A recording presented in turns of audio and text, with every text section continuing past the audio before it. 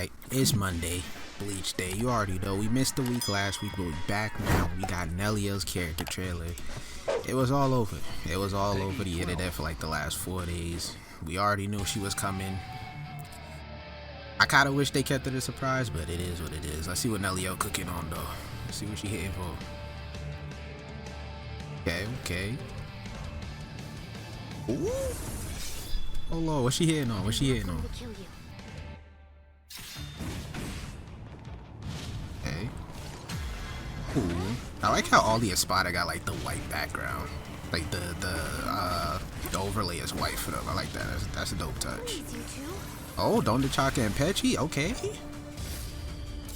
We'll see. I'm really interested, I'm really interested just to see how she plays in her release more so than anything. Because I know her in like her regular form, it's probably nothing crazy. Okay. Ooh, nah, she got some range to it. She look like she got some movement to it too. Hold on. Nah, hold on. You know we gotta run it back. Alright, we running it back as we do, obviously. Nelliel, like I said, when I made my roster video for Nelliel way back, when I made my roster video in general, pause it here so we can read it. When I made my roster video in general, I had Nelliel on here, but she was more so as like DLC. Like she was mainly there as like the first DLC character. I didn't think they was gonna put her in the actual base roster because like if you check every other game, she's never there. Like she be there, but like they either add her in like later iterations of the game, like Heat the Soul. She don't show up till like Heat the Soul 6 or 7, one of those. She's not in like Soul Resurrection. Like it's very iffy on if they put her in there, so I thought they'd made her DLC, but here she is. Former Tres Espada who went back to her previous form. She can let out all of her accumulated strength in a single burst. Okay. I like how all the characters are also going off of their manga censorship, so she's not like fully censored. Spiritual Pressure move 1, Viento de Esperanza. Nelliel charges to the opponent, and if the thrust hits, the attack delivers into a continuous attack. Since an additional attack can be utilized by using the signature move gauge, it is advised to accumulate the gauge for an optimized attack. So I'm guessing this is going to be like her main like combo tool, damage dealer type situation when it comes to her combos. But it's very interesting how they have it tied to like the okay. We gonna see. I wish they had like the actual HUD up when they do these. Make things a lot easier. Signature move, Cadena. Holding input increases the ability gauge. The accumulated gauge will be used when a spiritual pressure move is utilized, causing an additional attack. Oh, so she got like a enhancement like buffer or an enhancement tool basically. Like it enhances her move so she can charge her gauge.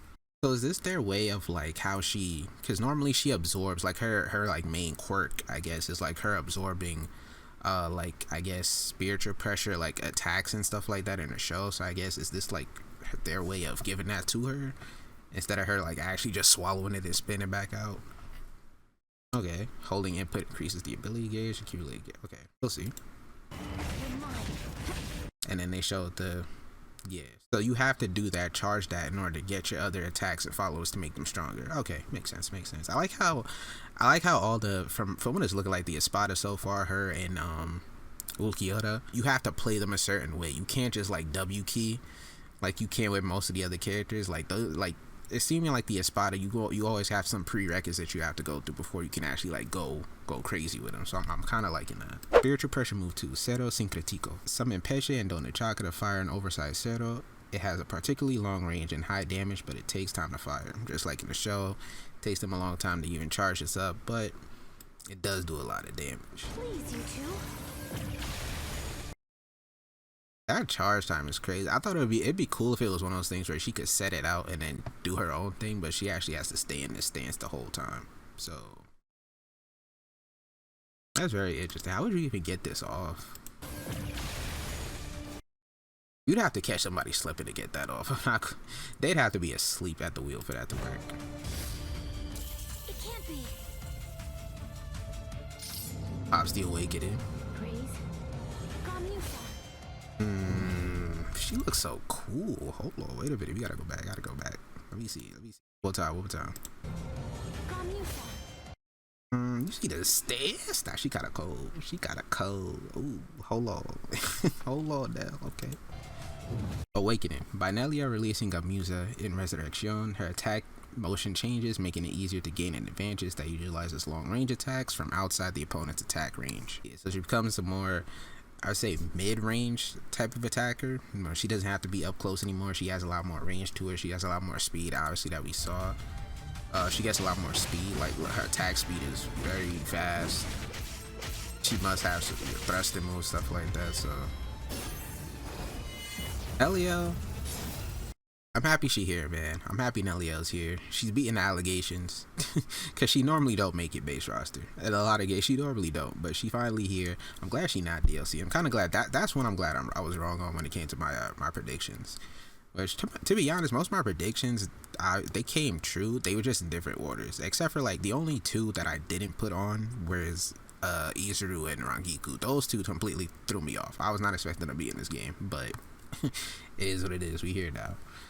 High intercepting power due to long range abilities and a signature move that capitalizes on abilities. So yeah, so it seems like instead of like obviously her ability, like I said before, to absorb spiritual pressure, or not spiritual pressure, but to absorb like moves and stuff, like she swallowed them and spit them back out. Instead they gave her this, which is like the, I guess, the equal to it in a game sense, because like how would you even do that in a game? Like it'd have to be, it'd be weird, right? So they gave her this to compensate for that. So instead of her like spitting the moves back out, she just enhances her own moves. Kind of like that. It gives her a little edge. It gives her a little extra, like a little extra way for you to have to think of how to play her. You know what I'm saying? Instead of just like, oh, I'm gonna just W key. Oh, I'm gonna just, you know what I'm saying? Because her moveset aside from this is very basic. Like she just has thrust, and she goes in, she thrusts it, and that's pretty much it. She thrusts it, she got a blast. You know, it's nothing crazy. So giving her this actually gives her some depth to her gameplay and makes you think about, okay, is this the right time for me to charge this? Is this the right time for me to go ahead and pop this so to get before the enemy can get to me? Because it does seem like it got some charge time to it. Like it's a charge move, you have to hold it. So yeah, you have to hold the input. So yeah, that's pretty interesting. Nelliel look like she's gonna be cool. I'm definitely gonna be checking her out. I love Nell. Who doesn't love Nell? Let's be for real. You know what I'm saying? I was expecting Grimmjow. We were all expecting Grimmjow. We might get him next week. Also, Nell being here. Yeah, Nell being here kind of just soft confirms Noitora being in this game, because there's no reason Nell would be in this game unless she has to do the Noitora fight. So next week we either go get Grimmjow or we get Noitora. It's one of the two, because we from the characters they show, we in that part of the Arrancar arc with what they show with the anime right now. Even though they've been skipping ahead, they've been skipping like back and forth between Arrancar and Karakura and stuff like that. So it's very interesting. I'm hoping we see Grimmjow soon though. I really want to see Grimmjow. Noitora is gonna be interesting too. But yeah, you guys will let me know what you guys think about Nell in the comment section down below. Who you think we're gonna see next week? Do you think it's gonna be Noitora? Do you think it's gonna be Grimmjow, or could it be somebody else? Could it be another surprise? Because Nell was definitely a surprise.